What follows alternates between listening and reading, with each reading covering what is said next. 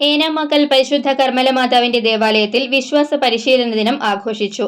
Parish ഹാളിൽ നടന്ന ആഘോഷം അതിരൂപത വിശ്വാസ പരിശീലന കേന്ദ്രം assistant director father doctor Sanal Thomas Maliyekkal ഉദ്ഘാടനം ചെയ്തു. ഇടവക വികാരി ഫാദർ ജെയ്സൺ തെക്കുംപുറം അധ്യക്ഷത വഹിച്ചു. PTA പ്രസിഡന്റ് KA ജോസൺ, പള്ളി trustee KR Paulson, principal CR Mathew, vice principal Joseph Muttath, വിദ്യാർത്ഥി പ്രതിനിധി Ritta Rafi, general convener Stephen KT, Soji Mani, Biju Jose തുടങ്ങിയവർ സംസാരിച്ചു. മികച്ച വിജയം നേടിയ വിദ്യാർത്ഥികളെ ഉപഹാരം നൽകി ആദരിച്ചു. വിശ്വാസ പരിശീലന വിദ്യാർത്ഥികളുടെ കലാപരിപാടികൾ ആഘോഷങ്ങൾക്ക് മാറ്റുകൂട്ടി.